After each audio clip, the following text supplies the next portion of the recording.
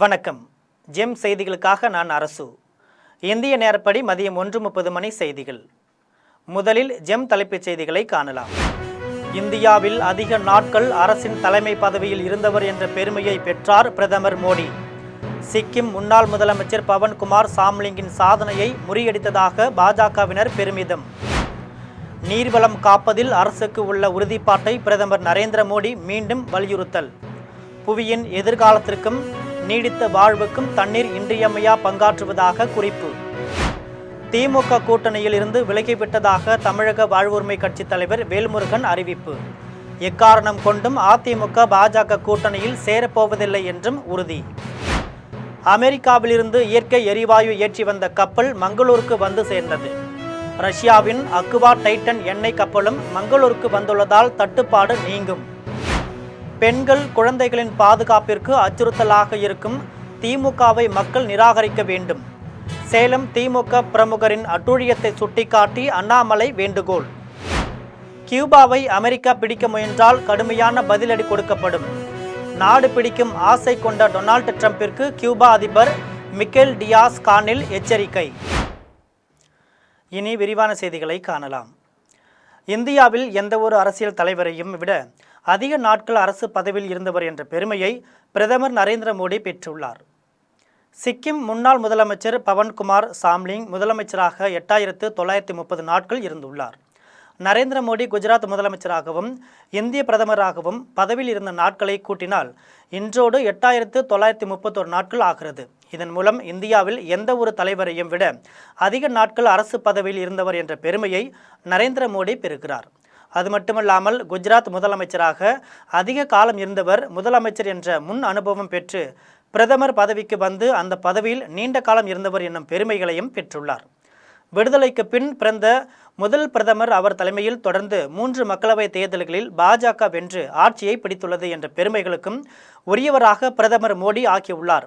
இந்த சாதனையை பாஜகவின் அமித், மாளவியா, அண்ணாமலை உள்ளிட்டோர் தங்கள் சமூக வலைதளத்தில் பதிவு செய்துள்ளனர். நீர்வளம் காப்பதில் அரசுக்கு உள்ள உறுதிப்பாட்டை பிரதமர் நரேந்திர மோடி மீண்டும் வலியுறுத்தியுள்ளார். உலக தண்ணீர் நாளையொட்டி பிரதமர் நரேந்திர மோடி எக்ஸ் தளத்தில் ஓர் பதிவை வெளியிட்டுள்ளார். அதில் இந்த புவிக்கோளின் எதிர்காலத்திற்கும் நீடித்த வாழ்வுக்கும் தண்ணீர் இன்றியமையா பங்காற்றுவதற்காக குறிப்பிட்டுள்ளார். நீடித்த செயல்முறைகள், விழிப்புணர்வு உருவாக்குதல், நீர்வளத்தை காக்கும் பண்பாடு ஆகியவற்றில் ஈடுபட்டுள்ளோருக்கு பாராட்டு தெரிவித்துள்ளார். ஒவ்வொரு துளி நீரையும் பொறுப்புடன் பயன்படுத்த வேண்டும் என்பதையும் நீர்வளத்தை காக்க வேண்டும் என்பதையும் மீண்டும் வலியுறுத்துவதாக குறிப்பிட்டுள்ளார். திமுக கூட்டணியிலிருந்து விலகுவதாக அதிகாரப்பூர்வமாக கூறியுள்ள வேல்முருகன் எக்காரணம் கொண்டும் அதிமுக பாஜக கூட்டணியில் சேரப்போவதில்லை என்றும் அறிவித்துள்ளார். தமிழக வாழ்வுரிமை கட்சி தலைவர் வேல்முருகன் 2021ஆம் ஆண்டு சட்டமன்ற தேர்தலில் கடலூர் மாவட்டம் பண்ருட்டி தொகுதியில் போட்டியிட்டு வெற்றி பெற்றார். திமுக கூட்டணியில் கடந்த முறை பெற்ற தொகுதிகளை விட இந்த முறை ஒவ்வொரு கட்சிக்கும் குறைவாகவே இடங்கள் ஒதுக்கப்பட்டன. மதிமுகவிற்கு 4 இடங்களும் இந்திய கம்யூனிஸ்ட் கட்சிக்கு 5 இடங்களும் ஒதுக்கப்பட்டுள்ளன. இந்த நிலையில் கடந்த முறை ஓரிடம் பெற்றிருந்த தமிழக வாழ்வுரிமை கட்சி இந்த முறை 1க்கும் மேற்பட்ட இடங்கள் வேண்டும் என எதிர்பார்த்தது.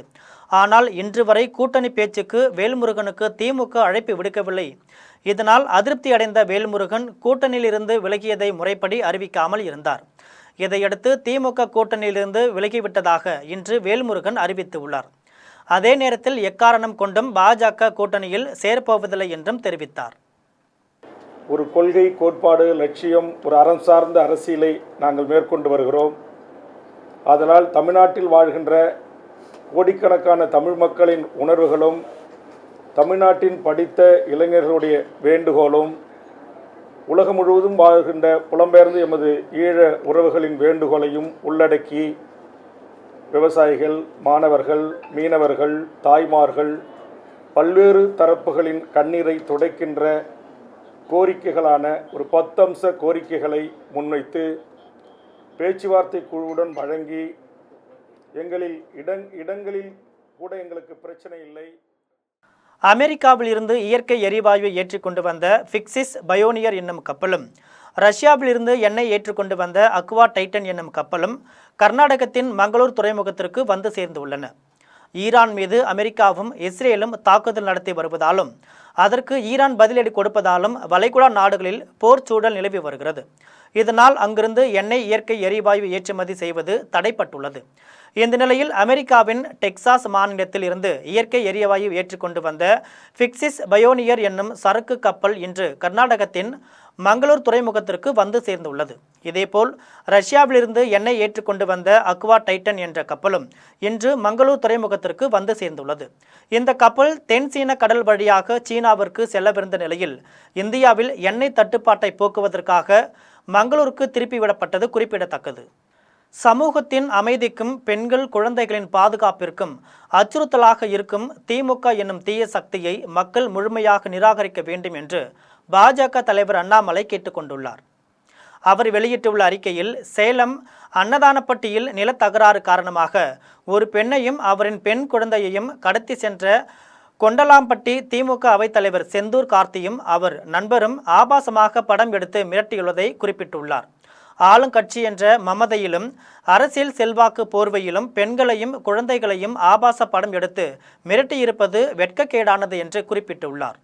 திமுக ஆட்சியில் பெண்கள் குழந்தைகளின் பாதுகாப்பு கேள்விக்குறியாக மாறியிருப்பதற்கு இவர்களை போன்ற சமூக விரோதிகள்தான் காரணம் என சுட்டிக்காட்டியுள்ளார். முற்றிலும் மனித தன்மையற்ற அளவுக்கு திமுகவினர் சமூக விரோத செயல்பாடுகள் அதிகரித்துள்ளதாக குறிப்பிட்டுள்ளார். இந்த சமூக விரோதிகள் மீது கடும் நடவடிக்கை எடுத்து பாதிக்கப்பட்டவர்களுக்கு முழு நீதி கிடைக்க செய்ய வேண்டும் என்று தமிழக காவல்துறையை வலியுறுத்தியுள்ளார். தூத்துக்குடி மாவட்டம் வேடநத்தம் மாணவி கொலை வழக்கில் குற்றவாளிக்கு கடுமையான தண்டனை வாங்கி தரப்படும் என்று திமுக நாடாளுமன்ற உறுப்பினர் கனிமொழி உறுதியளித்துள்ளார். விளாத்திக்குளம் அருகே வேடநத்தத்தில் மாணவி கொல்லப்பட்ட வழக்கில் ராமநாதபுரம் மாவட்டம் சாயல்குடியை சேர்ந்த தர்ம முனீஸ்வரனை கைது செய்தனர். இதையடுத்து மாணவியின் பெற்றோரும் உறவினரும் ஊர் மக்களும் போராட்டத்தை கைவிட்டு உடலை பெற்று தகனம் செய்தனர். இந்த நிலையில் இன்று நாடாளுமன்ற உறுப்பினர் கனிமொழியும் மாநில அமைச்சர் கீதா ஜீவனும் வேடநத்தத்திற்கு சென்று மாணவியின் பெற்றோரை சந்தித்து அவர்களுக்கு ஆறுதல் தெரிவித்தனர். அப்போது குற்றவாளிக்கு கடும் தண்டனை வாங்கி தரப்படும் என்று உறுதியளித்தனர். அவர்களுடன் விளாத்திக்குளம் சட்டமன்ற உறுப்பினர் மார்கண்டேயன், தூத்துக்குடி மாநகராட்சி மேயர் ஜெகன் ஆகியோர் உடன் இருந்தனர். அதன்பின் செய்தியாளர்களிடம் பேசிய கனிமொழி, மாணவி கொலை வழக்கு நியாயம் கிடைக்கும் வகையில் குற்றவாளிக்கு கடும் தண்டனை வாங்கி தரப்படும் என கூறினார். பாதிக்கப்பட்ட அந்த பெண்ணுடைய குடும்பத்திற்கு மன நிம்மதியை தரக்கூடிய ஒரு சிறிய அமைதியை தரக்கூடிய அளவிற்கு காவல்துறை விரைந்து செயல்பட்டு குற்றவாளியை கைது செய்திருக்கிறது. நிச்சயமாக இப்படிப்பட்ட குற்ற செயல்களில் ஈடுபடக்கூடியவர்களுக்கு உச்சபட்ச தண்டனையை வாங்கி தர வேண்டும் என்ற அந்த எண்ணத்தோடு விரைவிலே கன்னியாகுமரியில் வாக்களிப்பதன் அவசியம் தொடர்பான விழிப்புணர்வு வாகனத்தை மாவட்ட ஆட்சியர் அழகு மீனா கொடியசைத்து தொடங்கி வைத்தார். கன்னியாகுமரி மாவட்ட ஆட்சியர் அலுவலக வளாகத்தில் வாக்களிப்பதன் அவசியத்தை பொதுமக்களுக்கு எடுத்துரைக்கும் வகையில் தேர்தல் விழிப்புணர்வு வாகனத்தை மாவட்ட ஆட்சியர் அழகு மீனா கொடியசைத்து தொடங்கி வைத்தார். இதையடுத்து கையெழுத்து இயக்கம் பதாதைகளில் மாவட்ட ஆட்சியர் கையெழுத்திட்டு விழிப்புணர்வை தொடங்கி வைத்தார். இந்நிகழ்வில் செய்தி மக்கள் தொடர்பு துறை அலுவலர் ஜான் ஜகத் பிரைட் மற்றும் உதவி செய்தி மக்கள் தொடர்பு துறை அதிகாரி சுஷ்மா ஆகியோர் கலந்து கொண்டனர். அனைத்து மாவட்டங்களிலும் பெறப்படும் கோரிக்கைகளை தொகுத்து தேர்தல் அறிக்கையை காங்கிரஸ் கட்சி விரைவில் வெளியிடும் என சட்டமன்ற உறுப்பினர் ராஜகுமார் தெரிவித்துள்ளார். மயிலாடுதுறையில் காங்கிரஸ் கட்சியின் 2026 சட்டப்பேரவை தேர்தல் அறிக்கை உருவாவதற்கான கருத்து கேட்பு குழு கூட்டம் நடைபெற்றது. இதில் மாவட்ட தலைவர் பானுசேகர் தலைமை வகித்தார். இந்நிகழ்வில் தமிழ்நாடு காங்கிரஸ் ஆராய்ச்சித்துறை தலைவர் மாணிக்க வாசகம், சட்டமன்ற உறுப்பினர் ராஜகுமார் கலந்து கொண்டனர். இதில் மயிலாடுதுறை மாவட்டத்தின் கோரிக்கைகளை காங்கிரஸ் கட்சியின் மூத்த தலைவர்கள், நண்பர்கள் உள்ளிட்டோரிடம் ஆலோசனை நடைபெற்றது. இது தொடர்பாக சட்டமன்ற உறுப்பினர் ராஜகுமார் செய்தியாளர்களிடம் பேசியபோது, மாவட்ட ரீதியான தேவைகளை தேர்தல் வாக்குறுதிகளாக மாற்றுவதே கருத்து கேட்பு குழுவின் முக்கிய நோக்கம் என்று கூறினார். அனைத்து மாவட்டங்களிலும் பெறப்படும் கோரிக்கைகளை தொகுத்து தனித்துவமான தேவைகளை உள்ளடக்கிய முழுமையான தேர்தல் அறிக்கையை காங்கிரஸ் கட்சி விரைவில் வெளியிடும் என்று தெரிவித்தார். குழு அமைக்கப்பட்டிருக்கிறது. அந்த குழு இன்று முதல் தமிழ்நாடு முழுவதும் இருக்கக்கூடிய பல்வேறு மாவட்டங்களுக்கு அந்த மாவட்டத்துடைய சார்ந்த தேவைகளை, அவசியங்களை, தமிழக தேர்தல் வாக்குறுதியிலே அளிக்க வேண்டிய கருத்துக்களை கண்டறிவதற்காக செல்லப்பட்டிருக்கிறது. அந்த வகையில் இன்றைக்கு திரு தமிழ்நாடு ஆராய்ச்சித்துறையினுடைய காங்கிரஸ் ஆராய்ச்சித்துறையினுடைய தலைவராக இருக்கக்கூடிய திரு டாக்டர் ஆர் மாணிக்கவாசம் அவர்களும் நானும் இன்றைக்கு இந்த மயிலாடுதுறை மாவட்டத்தினுடைய இந்த மாவட்ட பகுதியினுடைய கோரிக்கைகளை திராவிட முன்னேற்றக் கழகத்திற்கு தகுதியான போட்டியாளர்கள் இல்லை என்று முன்னாள் முதலமைச்சர் பன்னீர்செல்வம் தெரிவித்துள்ளார். சிவகங்கை மாவட்டம் காளையார் கோவிலில் திமுக பொதுக்கூட்டத்தில் கலந்து கொண்ட பின் பன்னீர்செல்வம் செய்தியாளர்களிடம் பேசினார். அப்போது சட்டமன்ற தேர்தலில் மு.க. ஸ்டாலின் வெற்றி பெற்று முதலமைச்சராக வரும் வாய்ப்பு பிரகாசமாக உள்ளதாக தெரிவித்தார். இன்றைய அரசியல் சூழ்நிலையில் திமுகவிற்கு எதிராக தகுதியான போட்டியாளர்கள் யாரும் இல்லை என்பதே மக்களின் மனநிலை. தளபதி அவர்கள்தான் மீண்டும் முதலமைச்சராக வரக்கூடிய ஒரு வாய்ப்பு பிரகாசமாக இருக்கு. திமுகவுக்கு போட்டியா இருக்குது அதிமுகவா பாஜகவா விஜயா? இன்னைக்கு இருக்கின்ற அரசியல் சூழ்நிலையில் திராவிட முன்னேற்ற கழகத்திற்கு எந்த அரசியல் கட்சியும் போட்டியிடக்கூடிய தகுதி இல்லை என்பதுதான் போட்டிங்கிறது. தளபதி பார்த்தீங்கன்னா அவர் வந்து திமுகவுக்கும் நெல்லிக்கும் தான் போட்டின்னு சொல்லியிருக்காங்க. கடலூர் மாவட்டம் வேப்பூர் அருகே பூலாம்பட்டியில் தெருவிளக்கு எரிய செய்வதற்காக பணியில் ஈடுபட்டவர் மின்சாரம் தாக்கி உயிரிழந்தது சோகத்தை ஏற்படுத்தியுள்ளது. கடலூர் மாவட்டம் வேப்பூர் அருகே பூலாம்பட்டியை சேர்ந்த சுரேஷ் தந்தை பெரியசாமி, மனைவி முனியம்மா ஆகியோருடன் வசித்து வந்த சுரேஷுக்கு 2 மகள்கள் உள்ளனர். பூலாம்பட்டியில் யார் வீட்டிலும் மின்சாரம் தொடர்பான வேலை என்றால் இவரைத்தான் கூப்பிட்டு சரி செய்வார்கள் என்று கூறப்படுகிறது. இந்த நிலையில் நேற்று மாலை சுரேஷ் தெருவிளக்கை பழுது நீக்கும் பணியில் ஈடுபட்டார். அப்போது எதிர்பாராத விதமாக மின்சாரம் தாக்கியதில் நிகழ்விடத்திலேயே பரிதாபமாக உயிரிழந்தார். தகவலறிந்த வேப்பூர் காவல்துறையினர் சுரேஷின் உடலை கைப்பற்றி உடற்கூறு ஆய்விற்காக அரசு மருத்துவமனைக்கு அனுப்பி வைத்தனர். இது குறித்து வழக்கு பதிந்து விசாரித்து வருகின்றனர். கரூர் அருகே கிணற்றிலிருந்து பள்ளி மாணவி உடல் மீட்கப்பட்ட நிலையில் இது கொலையா தற்கொலையா என காவல்துறையினர் விசாரித்து வருகின்றனர். கரூர் அடுத்த காளியாம்பாளையத்தை சேர்ந்த மணிகண்டன் சாந்தி இணையரின் மூத்த மகள் அருகில் உள்ள அரங்கநாதன்பேட்டை மேல்நிலைப்பள்ளியில் 10ஆம் வகுப்பு படித்து வந்தார். இவர் அதிக நேரம் செல்போனை பயன்படுத்துவதை பெற்றோர் கணித்துள்ளனர். இந்த நிலையில் மார்ச் 19ஆம் நாள் இரவு மாணவி வீட்டில் உறங்கினார். மறுநாள் காலையில் அவரை காணாததால் அதிர்ச்சி அடைந்த பெற்றோர் இது குறித்து வெங்கமேடு காவல் நிலையத்தில் புகார் அளித்தனர். இந்த நிலையில் இன்று அப்பகுதியில் விவசாய தோட்டத்தில் வேலை செய்யும் ஆட்கள் அந்த வழியாக செல்லும் பொழுது கிணற்றுக்குள் சடலம் கிடப்பதை கண்டனர். அவர்கள் தகவல் அளித்ததால் காவல்துறையினரும் தீயணைப்பு துறையினரும் விரைந்து வந்து நல்லசாமி என்பவரின் தோட்டத்தில் உள்ள கிணற்றில் இருந்து உடலை மீட்டு உடற்கூறாய்விற்காக கரூர் அரசு மருத்துவமனைக்கு அனுப்பி வைத்தனர். காவல்துறையினர் இது குறித்து வழக்கு பதிந்து விசாரித்து வருகின்றனர். பழனியில் பாஜக நிர்வாகி கனகராஜால் தனது உயிருக்கு ஆபத்து உள்ளதாக கூறி தொழிலதிபரும் திமுக நிர்வாகியுமான மகுடீஸ்வரன் காவல் நிலையத்தில் புகார் அளித்துள்ளார். திண்டுக்கல் மாவட்டம் பழனி அடுத்த வயலூரை சார்ந்தவர் மகுடீஸ்வரன். இவர் பழனி நிதி நிறுவன உரிமையாளர் சங்கத்தின் தலைவராகவும் திமுக தலைமை பொதுக்குழு உறுப்பினராகவும் இருந்து வருகிறார். மகுடீஸ்வரன் கடந்த சில ஆண்டுகளுக்கு முன்பாக பாரதிய ஜனதா கட்சியில் இருந்தார். அப்போது மகுடீஸ்வரனுக்கு மக்களவைத் தேர்தலில் திண்டுக்கல் தொகுதியில் போட்டியிட வாய்ப்பு பெற்று தருவதாக கூறி பாரதிய ஜனதா கட்சியின் மாவட்ட தலைவராக இருந்த கனகராஜ், மாநில பொதுச் செயலாளர் ராம சீனிவாசன் உள்ளிட்டோர் பணம் பெற்றதாக கூறப்படுகிறது. சொன்னபடி வாய்ப்பு தராததால் அதிருப்தி அடைந்த மகுடீஸ்வரன் பாரதிய ஜனதா கட்சியிலிருந்து விலகி திமுகவில் சேர்ந்துள்ளார். இந்த நிலையில் தன்னிடம் வாங்கிய பணத்தை திருப்பி தரும்படி பாஜக நிர்வாகி கனகராஜிடம் மகுடீஸ்வரன் கேட்டுள்ளார். பணத்தை கொடுக்க மறுத்த கனகராஜும் அவர் ஆதரவாளர்களும் செல்பேசியில் கடுமையாக ஏசுவதுடன் மிரட்டுவதாக கூறப்படுகிறது. இது குறித்து மகுடீஸ்வரன் காவல் நிலையத்தில் சான்றுகளுடன் புகார் அளித்துள்ளார்.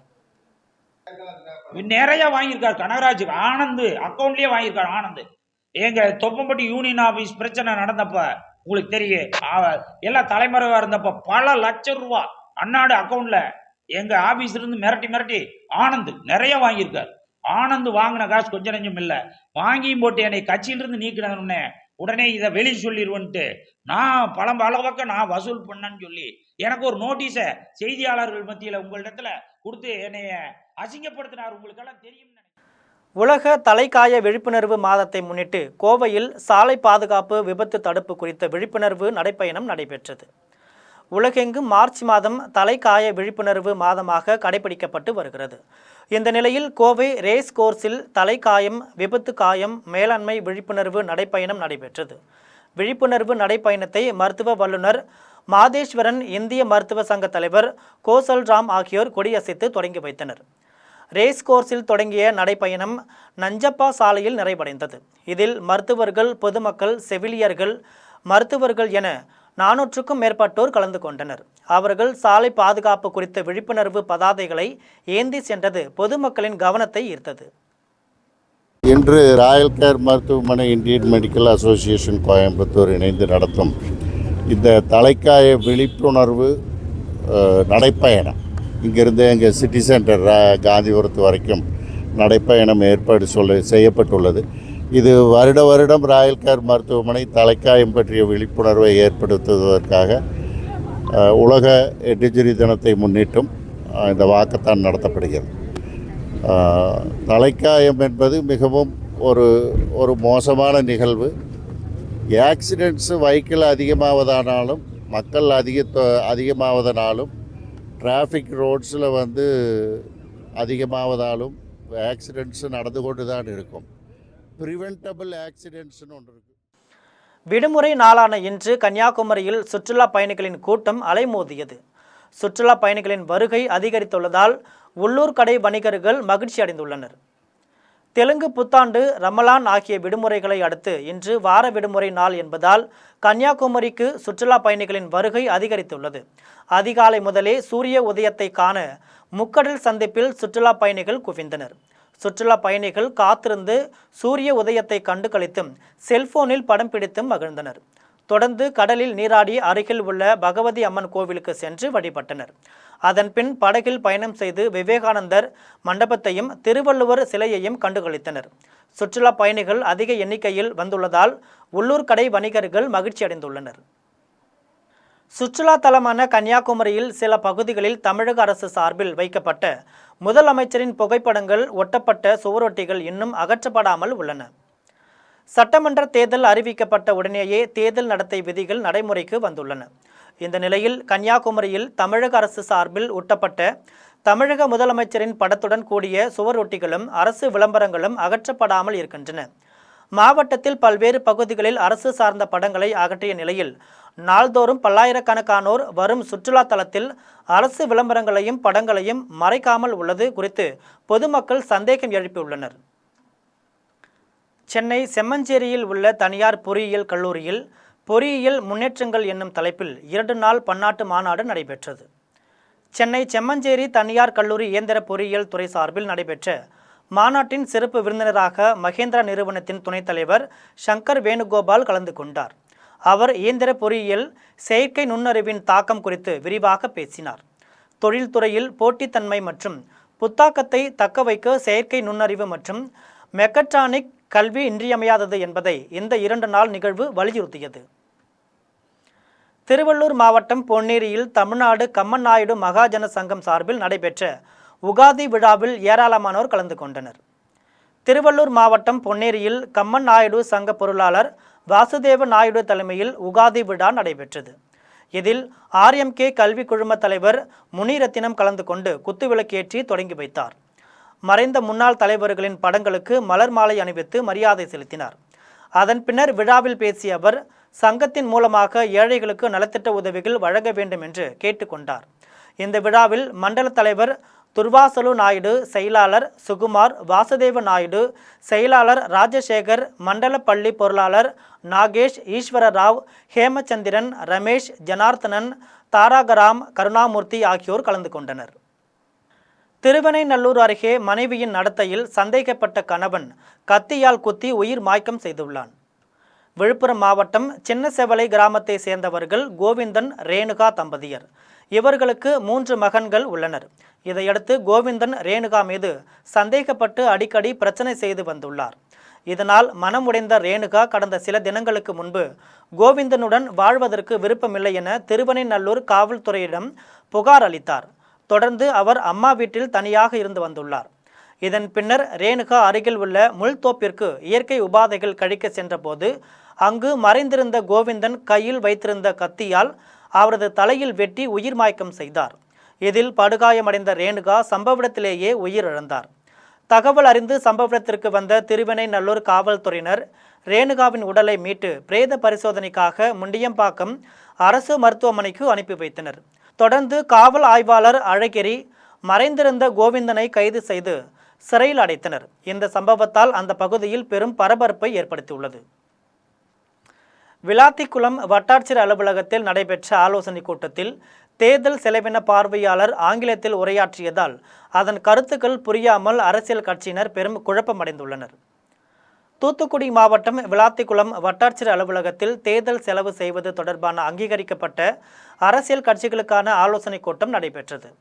இந்த கூட்டத்திற்கு தேர்தல் செலவின பார்வையாளர் சிவ் பிரசாத் பால் தலைமை தாங்கினார். அப்போது அவர் தேர்தலில் அரசியல் கட்சியினர் செலவு செய்வது தொடர்பாகவும் வங்கி கணக்கு பராமரிப்பது தொடர்பாகவும் ஆலோசனைகளை வழங்கினார். இதில் அவர் ஆங்கிலத்தில் பேசியதால் அரசியல் கட்சியினர் குழப்பத்தில் ஒன்றும் புரியாமல் திகைத்து உட்கார்ந்திருந்தனர். தொடர்ந்து தமிழ்நாட்டிற்கு தேர்தல் நடத்த வரும் தேர்தல் அதிகாரிகள் சரியான மொழிபெயர்ப்பாளர்கள் நியமிக்க வேண்டும் என்பது அரசியல் கட்சியினரிடையே கோரிக்கையாக உள்ளது. இந்த கூட்டத்தில் விளாத்திக்குளம் தேர்தல் நடத்தும் அலுவலர் உஷா, உதவி தேர்தல் நடத்தும் அலுவலர்கள் கண்ணன், சுபா மற்றும் அங்கீகரிக்கப்பட்ட அரசியல் கட்சியை சேர்ந்த உறுப்பினர்கள் ஏராளமானோர் கலந்து கொண்டனர். கோவில்பட்டியில் தேர்தலை முன்னிட்டு தேர்தல் பார்வையாளர்கள், செலவின பார்வையாளர்கள் மற்றும் தேர்தல் பறக்கும் படை அதிகாரிகளுடன் ஆலோசனை கூட்டம் நடைபெற்றது. தூத்துக்குடி மாவட்டம் கோவில்பட்டி தாலுகா அலுவலக கூட்டரங்கில் தேர்தலை முன்னிட்டு தேர்தல் பார்வையாளர்கள், செலவின பார்வையாளர்கள் மற்றும் தேர்தல் பறக்கும் படை அதிகாரிகளுடன் ஆலோசனை கூட்டம் நடைபெற்றது. இதில் துணை ஆட்சியர் ஹிமான்ஷு மங்கள் தலைமை வகித்தார். இக்கூட்டத்தில் தேர்தல் பார்வையாளர் அரவிந்த் குமார் வெர்மா, செலவின பார்வையாளர் அனுப் குமார் ஜெயின் ஆகியோர் பேசியபோது தேர்தல் பறக்கும் படைக்குழுவினர் வாகன சோதனையில் ஈடுபடும் போது பொதுமக்களுக்கு எவ்வித இடையூறும் இல்லாமல் சோதனை நடத்த வேண்டும் என்று கூறினார்.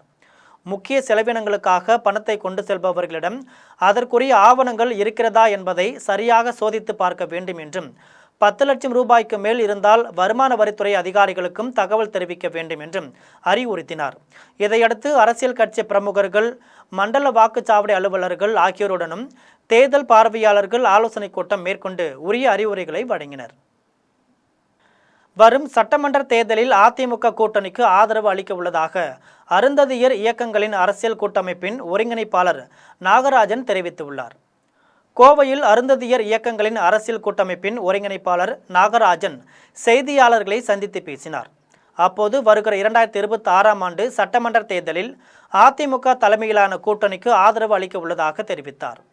முன்னாள் முதலமைச்சர் ஜெயலலிதா ஆட்சி காலத்தில் சமூக நீதி கடைபிடிக்கப்பட்டது என்றும் அதன் காரணமாகவே இம்முறை அதிமுகவிற்கு ஆதரவு அளிக்க உள்ளதாக கூறினார். அதிமுக பொதுச் செயலாளர் எடப்பாடி பழனிசாமியை நேரில் சந்தித்து 3 இடங்களில் போட்டியிட வாய்ப்பு கேட்க உள்ளதாகவும் தெரிவித்தார். அதேபோன்று ஈரோட்டில் இன்று கட்டப்பட்டிருக்கின்ற பொல்லான் மணிமண்டபம் கடந்த ஆட்சியில் புரட்சித் தமிழர் எடப்பாடியாரால் அறிவிக்கப்பட்டது. தூய்மை பணியாளருக்கான பாதுகாப்பு நிதி, ஓய்வூதியம் போன்ற பல்வேறு திட்டங்களை கடந்த காலத்தில் அறிவித்த காரணத்தினாலும் எதிர்காலத்தில் அனைத்து இந்திய அண்ணா திராவிட முன்னேற்றக் கழகம் ஆட்சி அமைக்கிற போது ஏற்கனவே அருந்ததியர் சமுதாயத்திற்கு வழங்கப்பட்டிருக்கின்ற 3 விழுக்காடு இடஒதுக்கீட்டை 6 விழுக்காடாக உயர்த்தி வழங்க வேண்டும் என்று இந்த கூட்டத்தின் வாயிலாக முடிவெடுத்து அதை அனைத்து இந்திய அண்ணா திராவிட முன்னேற்றக் கழக தலைமையிடம் கோரிக்கை விடுக்க இருக்கின்றோம். 2வது அருந்ததியர் சமுதாயத்திற்கு நலவாரியம், 3வது மதுரை வீரனுக்கு மணிமண்டபம், தூய்மை பணியாளர்கள் குறிப்பாக நகர்ப்புறம், கிராமப்புறம் உள்ளிட்ட தூய்மை பணியாளர்களை பணி நிரந்தரப்படுத்துவது, பட்டாசு தொழிலாளர்களுக்கு உயிர் பாதுகாப்புடன் கூடிய பாதுகாப்பு தொழிலை உருவாக்குவது. சென்னை மதுரவாயல் அருகே உரிய ஆவணமின்றி கொண்டு செல்லப்பட்ட 5,59,000 ரூபாய் பணத்தை பறக்கும் படையினர் பறிமுதல் செய்துள்ளனர். திருவள்ளூர் மாவட்டம் மதுரவாயலில் உள்ள ஸ்ரீதேவி குப்பம் பிரதான சாலையில் பறக்கும் படையினர் தீவிர வாகன சோதனையில் ஈடுபட்டனர். அப்போது அவ்வழியாக இருசக்கர வாகனத்தில் வந்த மண்ணடியை சேர்ந்த மருத்துவர் சதீஷ்குமாரிடம் 5,59,000 ரூபாய் பணம் வைத்திருந்தது தெரிய வந்தது. இதையடுத்து காவல்துறையினர் அவரை விசாரித்த போது மதுரவாயல் மேட்டுக்குப்பம் சாலையில் சொந்தமாக மருத்துவமனை வைத்து நடத்தி வருவதும் தெரிய வந்தது. தொடர்ந்து தேர்தல் விதிமுறைகள் அமலில் உள்ள நிலையில் உரிய ஆவணங்கள் இன்றி பணத்தை எடுத்து சென்றால் பறக்கும் படையினர் பணத்தை பறிமுதல் செய்தனர். இதன் பின்னர் பறிமுதல் செய்யப்பட்ட பணத்தை கணக்கீடு செய்து மதுரவாயல் தாசில்தார் அலுவலகத்தில் உள்ள அரசு கருவூலத்தில் ஒப்படைத்தனர். ஆந்திராவிலிருந்து செம்மரக்கட்டைகளை கடத்தி வந்த காரை வனத்துறையினர் பின்தொடர்ந்து துரத்திய போது அது விபத்தில் சிக்கியதில் கடத்தல்காரர்கள் 2 படுகாயமடைந்தனர். ஆந்திர மாநிலம் திருப்பதி அருகே ஆந்திர வனத்துறையினர் வாகன சோதனையில் ஈடுபட்டிருந்தனர். அப்போது தமிழக பதிவு எண் கொண்ட காரை தடுத்து நிறுத்தி சோதனை செய்ய முயன்றபோது ஆந்திர வனத்துறையினரிடமிருந்து தப்பித்து காரை அதிவேகமாக ஓட்டி சென்றனர். இதனையடுத்து ஆந்திர எல்லையிலிருந்து தமிழக எல்லைக்குள் கார் நுழைந்த நிலையில் இது குறித்து தமிழக வனத்துறையினருக்கு தகவல் தெரிவித்தனர். பரதராமி சோதனை சாவடியில் வனத்துறையினர் காரை தடுத்து நிறுத்த முயன்றபோது அங்கிருந்து தப்பிய கார் வேகமாக குடியாத்தம் நோக்கி சென்றுள்ளது. தொடர்ந்து ஆந்திர மற்றும் தமிழக வனத்துறையினர் காரின் பின்னால் துரத்தி வந்தனர். அப்போது குடியாத்தம் அருகே பாக்கம் பகுதியில் அதிவேகமாக வந்த கார் கட்டுப்பாட்டை இழந்து பள்ளத்துக்குள் கவிழ்ந்து விபத்துக்குள்ளானது. இதில் காரில் இருந்த 3 பேர் அங்கிருந்து தப்பித்து சென்ற நிலையில் சுமார் 500 கிலோ செம்மரக்கட்டைகளுடன் இருந்த காரை வனத்துறையினர் பறிமுதல் செய்தனர். இதன் பின்னர் படுகாயமடைந்த 2 சிகிச்சைக்காக குடியாத்தம் அரசு மருத்துவமனையில் அனுமதித்தனர். இதில் காரை கவிழ்ப்பதற்காக கும்பல் செம்மரக்கட்டையை சாலையில் வீசியதாக ஆந்திர வனத்துறையினர் தெரிவித்தனர். இந்த செம்மர கடத்தல் சம்பவத்தால் அந்த பகுதியில் பெரும் பரபரப்பை ஏற்படுத்தியுள்ளது. கன்னியாகுமரி மாவட்டம் கொல்லங்கோடு பத்திரகாளி அம்மன் கோவிலில் 1000க்கும் மேற்பட்ட பச்சிளம் குழந்தைகளுக்கான தூக்க நேர்ச்சையில் தமிழ்நாடு, கேரள மாநிலங்களைச் சேர்ந்த பக்தர்கள் கலந்து கொண்டனர். கன்னியாகுமரி மாவட்டம் கொல்லங்கோடு பத்திரகாளி அம்மன் கோவிலில் பங்குனி மாதம் பரணி நட்சத்திரத்தில் தூக்க நேர்ச்சை நடைபெறுவது வழக்கம். இந்த ஆண்டுக்கான தூக்க திருவிழா மார்ச் 13ஆம் நாள் கொடியேற்றத்துடன் தொடங்கியது. 10ஆம் திருவிழாவான இன்று பங்குனி மாத பரணியையொட்டி பச்சிளம் குழந்தைகளுக்கான தூக்க நேர்ச்சை நடைபெற்றது. வட்டவிளை மூலக்கோவிலிருந்து அம்மன் திருமுடிகள் தூக்கம் நடைபெறும் வெங்கஞ்சி கோவிலுக்கு எழுந்தருளியது. அம்மன் சன்னதியில் குழந்தை இல்லாத தம்பதிகள் குழந்தை பெற வேண்டியும், பெற்ற 3 வயதுக்கு உட்பட்ட குழந்தைகள் நோய் நொடியின்றி வாழ வேண்டியும் பக்தர்கள் தூக்க நேர்ச்சை நடத்தினர். அந்தரத்தில் குழந்தைகளை தூக்கக்காரர்கள் கையில் வைத்துக்கொண்டு கோவிலை வலம் வரும் காட்சி காண்போரை மெய் சேர்க்க வைத்தது. இந்த ஆண்டு 1150 குழந்தைகளுக்கு தூக்க நேர்ச்சை நடைபெற்றது. 286 முறை இந்த தூக்க வில்லில் குழந்தைகளுடன் மூலக்கோவிலை சுற்றி வந்தனர். இந்த நிகழ்ச்சியில் தமிழகம், கேரள மாநிலங்களைச் சேர்ந்த பக்தர்கள் பங்கேற்றனர். காலமே 6:25க்கு ஸ்டார்ட் பண்ணியது. இது நாளை காலமே ஒரு 1 மணிக்கு எல்லாம் தான் முடிவடையும். 1150 குழந்தை தூக்கக்காரர்களுக்கு தூக்க வேண்டியிருக்கு. கடந்த வருஷத்தை விட அதிகமான பக்தர்கள் வந்துட்டு இருக்கு. அதுக்கு போதுமான பாதுகாப்பு வசதி கன்னியாகுமரி மாவட்ட காவல்துறை கண்காணிப்பாளர் டாக்டர் ஸ்டாலின் அவர்களின் தலைமையில் எடுத்திருக்கு. மேலும் பக்தர்களுக்கு போதுமான வசதிகள் தேவஸ்தான. தமிழக சட்டமன்ற தேர்தலையொட்டி பழனி தண்டாயுதபாணி சுவாமி கோவிலில் முக்கிய பிரமுகர்களுக்கான சிறப்பு தரிசன வசதிகள் தேர்தல் முடியும் வரை தற்காலிகமாக ரத்து செய்யப்பட்டுள்ளது. பழனி முருகன் கோவிலில் வழங்கப்பட்டு வந்த முக்கிய பிரமுகர்களுக்கான சிறப்பு தரிசன டிக்கெட்டுகள், பிற விசேஷ தரிசன சலுகைகள் தற்காலிகமாக நிறுத்தி வைக்கப்பட்டுள்ளன. தேர்தல் பணிகள் முடியும் வரை இந்த கட்டுப்பாடுகள் நீடிக்கும் என்றும், அதுவரை கோவிலுக்கு வரும் முக்கிய பிரமுகர்கள் உட்பட்ட அனைவரும் பொது தரிசன வரிசை அல்லது கட்டண தரிசன வரிசை வழியாக மட்டுமே சென்று சாமி தரிசனம் செய்ய வேண்டும் என்று கோவில் நிர்வாகம் அறிவுறுத்தியுள்ளது. இது குறித்த அறிவிப்பு நோட்டீஸுகள் கோவில் அலுவலகங்கள் மற்றும் தேவஸ்தான தகவல் மையங்களில் ஒட்டப்பட்டுள்ளன.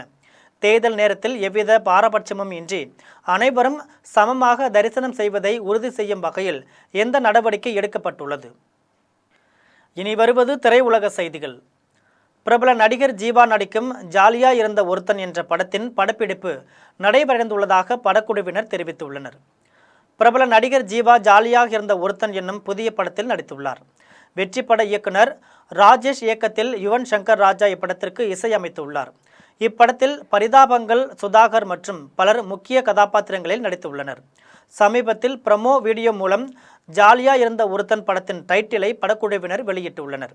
இதனையடுத்து படத்தின் படப்பிடிப்பு நிறைவடைந்துள்ளதாக படக்குழு வீடியோ வெளியிட்டுள்ள நிலையில் நடிகர் ஜீவாவின் ரசிகர்களிடையே படத்தின் மீதான எதிர்பார்ப்பு அதிகரித்துள்ளது. இனி வருவது உலக செய்திகள்.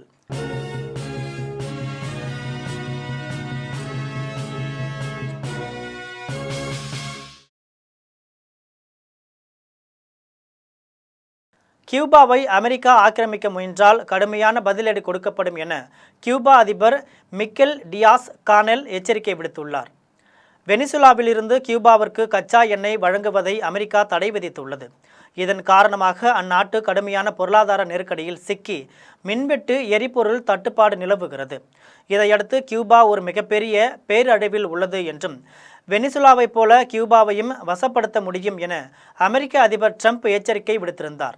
இது தொடர்பாக கியூபா அதிபர் மிக்கேல் டியாஸ் கானல் செய்தியாளர்களிடம் பேசியபோது அமெரிக்காவின் எந்தவித அச்சுறுத்தலையும் சந்திக்க தயார் என்றும் கியூபாவை ஆக்கிரமிக்க முயன்றால் கடுமையான பதிலடி கொடுக்கப்படும் என்றும் எச்சரிக்கை விடுத்தார். இனி வருவது விளையாட்டு செய்திகள்.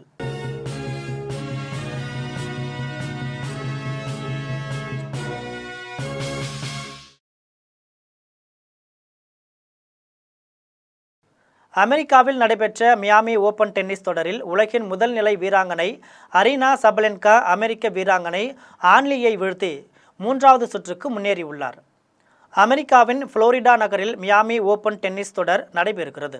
இதில் மகளிர் ஒற்றையர் பிரிவின் 2வது சுற்றுப் போட்டியில் பெலாரை சேர்ந்த உலகின் முதல் நிலை வீராங்கனை அரினா சபலென்கா அமெரிக்க வீராங்கனை ஆன்லியுடன் மோதினார். இதில் முதல் செட்டில் இருவரும் சளைக்காமல் ஆக்ரோஷ ஆட்டத்தை வெளிப்படுத்தினர். இறுதியில் சபலென்கா 2-0 என்ற நேர் செட் கணக்கில் வெற்றி பெற்று 3வது சுற்றுக்கு முன்னேறினார். இதனையடுத்து சபலென்கா 3வது சுற்றில் அமெரிக்காவின் கேட்டி மெக்னாலியுடன் விளையாட உள்ளார். மீண்டும் ஜெம் தலைப்புச் செய்திகள். இந்தியாவில் அதிக நாட்கள் அரசின் தலைமை பதவியில் இருந்தவர் என்ற பெருமையை பெற்றார் பிரதமர் மோடி. சிக்கிம் முன்னாள் முதலமைச்சர் பவன்குமார் சாம்லிங்கின் சாதனையை முறியடித்ததாக பாஜகவினர் பெருமிதம். நீர்வளம் காப்பதில் அரசுக்கு உள்ள உறுதிப்பாட்டை பிரதமர் நரேந்திர மோடி மீண்டும் வலியுறுத்தல். புவியின் எதிர்காலத்திற்கும் நீடித்த வாழ்வுக்கும் தண்ணீர் இன்றியமையா பங்காற்றுவதாக குறிப்பு. திமுக கூட்டணியில் இருந்து விலகிவிட்டதாக தமிழக வாழ்வுரிமை கட்சி தலைவர் வேல்முருகன் அறிவிப்பு. எக்காரணம் கொண்டும் அதிமுக பாஜக கூட்டணியில் சேரப்போவதில்லை என்றும் உறுதி. அமெரிக்காவிலிருந்து இயற்கை எரிவாயு ஏற்றி வந்த கப்பல் மங்களூருக்கு வந்து சேர்ந்தது. ரஷ்யாவின் அக்வா டைட்டன் எண்ணெய் கப்பலும் மங்களூருக்கு வந்துள்ளதால் தட்டுப்பாடு நீங்கும். பெண்கள் குழந்தைகளின் பாதுகாப்பிற்கு அச்சுறுத்தலாக இருக்கும் திமுகவை மக்கள் நிராகரிக்க வேண்டும். சேலம் திமுக பிரமுகரின் அட்டூழியத்தை சுட்டிக்காட்டி அண்ணாமலை வேண்டுகோள். கியூபாவை அமெரிக்கா பிடிக்க முயன்றால் கடுமையான பதிலடி கொடுக்கப்படும்.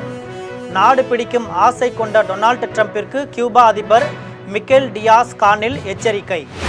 இத்துடன் ஜெம் செய்திகள் நிறைவடைகின்றன. மீண்டும் ஜெம் செய்திகள் மாலை 6 மணிக்கு. உடனுக்குடன் செய்திகளை காண GemLive.tv என்ற இணையதளத்தில் இணைந்திருங்கள். நன்றி, வணக்கம்.